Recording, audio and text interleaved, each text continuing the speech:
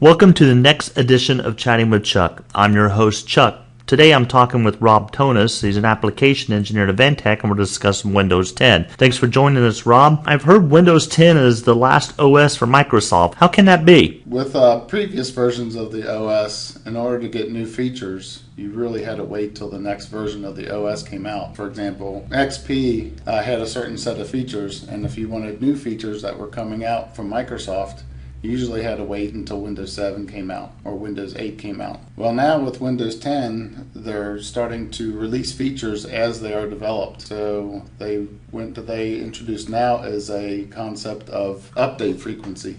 Basically, the update frequency, you have different types of update frequencies. So if you get the standard desktop version of Windows 10, you'll get what's called the current branch.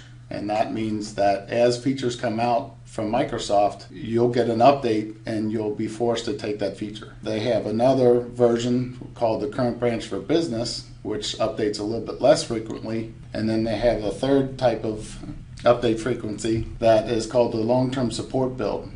And that's only available in the enterprise version of Windows 10. And the long-term support build, what that does is that keeps you from having to update at all if you don't want to.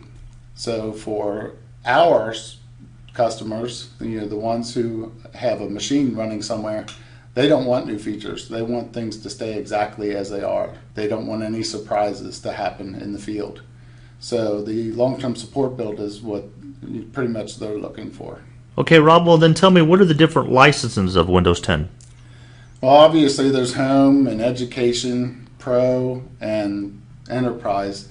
And there's probably a few more other than that also. The ones that we care about, though, are the Pro and the Enterprise license levels. And that's kind of a crazy thing that Microsoft has done with previous versions. For example, in XP, the Enterprise license level was a super set of features. So most people wanted the Enterprise level. With Windows 7, they changed that and they went to the Pro license level being the super set of features. With Windows 10, they are now switching it back again to the enterprise level being the super set of features. And another thing that has been kind of strange about licenses is that, we'll have people that will come and say, well, I want Pro. Well, Pro is a license level. There's a retail version of it, and there's also a embedded version of it. So people say, I want Windows 7 Pro. Well, which version of Windows 7 Pro do you want? Do you want the retail version or do you want the embedded version? And with our customers, the important version to have is the Windows embedded version, because the embedded version has extra features that are important to the automation industry. And some of those features are enhanced write filter and HORM, and those are only available in the Windows 7 embedded version. So does Windows 10 have an embedded version? Yeah, Windows 10, they don't have an embedded version per se, because those important features like enhanced write filter and HORM are now part of the enterprise license level. So you can get the enterprise license level and you'll have enhanced write filter and you'll have HORM. But what they do have that's considered embedded, but they don't call it embedded, is the way that the product key and activation is handled. With Windows 10, you can get the product key embedded into the image, into the OS, and the activation is also embedded into the OS. And so if you buy the embedded version, which we call embedded anyway, you get a little yellow sticker that all that sticker is the license to make it legal. All the activation and product key is embedded into the OS, so that the first time when you start the operating system up, you don't get that prompt for key in the product key and you have to look on the bottom of the unit in order to find a product key to embed into the unit. With Windows 10, the embedded version, everything will be embedded into the OS. The customer will start the unit up. If they connect to the internet, it goes out and talks to Microsoft and determines that the license is valid, and everything is all done behind the scenes. The customer doesn't see anything. Another important feature about embedded versus not embedded is being able to downgrade in the future. We have a couple of customers who have Windows XP, and their software will not upgrade to newer versions of Windows. So their software doesn't run on Windows 7. it doesn't run on Windows 10. So what happens there is if those customers had purchased the embedded version of XP instead of the retail version of XP, then the license and everything would have been embedded into the OS. And when Microsoft obsoleted the licenses for Windows XP, they could have still bought a Windows 10 license, and Microsoft allows you to do that. You buy a Windows 10 license, and if you have an existing image for embedded XP, you can install that on a device that supports that image and use the Windows 10 license sticker in order to make it legal. And so for those people, they still have a path where they can buy themselves a little more time to upgrade their package to work with the newer operating systems. If you bought the retail version, then the retail version needs you to key in a product key, but there is no product key for Windows XP anymore. That's obsolete.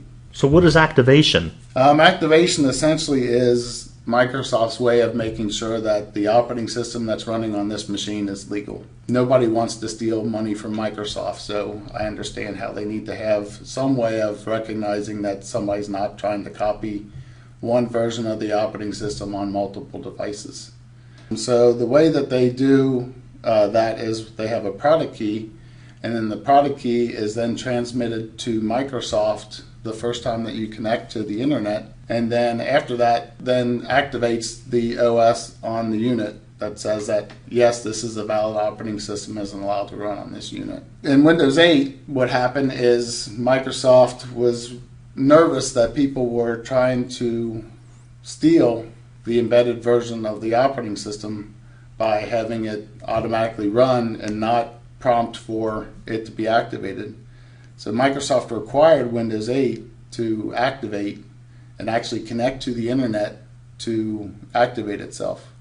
Well, the problem is with medical devices, people don't want them to connect to the internet ever because they don't want any risk of any change happening to that device. So Microsoft's solution for Windows 8 for that was to have you phone in. So you'd run a program on Windows 8, you would phone in and rattle off this really long number that this program generated, and then Microsoft in turn would transmit to you a really long number that you'd have to key into the unit in order to get it to activate. Windows 10, they improved that a lot. They switched to a mechanism where if you never connect this unit to the internet, it never has to be activated. Once you connect it to the internet, then it will go and activate to Microsoft servers to determine whether the product key is valid for that particular device. And again, if you get the embedded version of the sticker with the build that comes from Advantech, all of that happens behind the scene and the customer doesn't really even know that anything happened with activation. Well, Rob, what about pricing for this? Pricing has kind of been a crazy thing with Windows 10. When Windows 10 first came out, the 2015 LTSB, pricing was based on tablet size. Well, if you can imagine, the first question to us is, what's a tablet? So does a TPC act as a tablet because it's a touch screen and it's all self-contained, so is that considered a tablet? And they were basing it on tablet size, so if you had one 6-inch tablet versus a 10-inch tablet, you would pay a different price. Well, there must have been a lot of people complaining about that. So with the 2016 LTSB of Windows 10, they came out with a new model which was processor based. So if you have a real low entry-level processor, then you'll pay one price, a lower price. If you have a higher level processor, then you'll pay a different price for Windows 10. And I believe that part of that pricing scheme was meant to incorporate CE. Since Microsoft is obsoleting Windows CE, a lot of those customers had a lower price if they paid for the CE license, and they were used to the low cost, that being a low cost solution. So I believe that the Windows 2016 processor-based model is meant to target that market, where those entry-level PCs can come in and have the lower cost license associated with them. Well, so now the big question is customers going to why? Which should they buy? What do you recommend? What I recommend people buy is the Windows 10 Enterprise LTSB 2016. And I say 2016 because 2016 is the last LTSB that Microsoft has released. And the reasons for that is, number one, cost. So even though the enterprise license level has more features than the pro license level, the cost is still lower because the cost is processor based and not the full cost which you will pay with Windows 10 Pro. Another reason is features. Obviously, the enterprise license level has the full feature set of Windows 10, including enhanced write filter and HORM, which are important for the automation industry. And then the third reason why you should pick it is the lifetime of the unit. You don't have to worry about ever getting upgrades. You can still get security updates. You'll never be forced to get feature updates, which is important. Well, Rob, I appreciate you taking the time to give us a little bit of insight on Windows 10. This has been the latest edition of Chatting with Chuck. I'm your host, Chuck.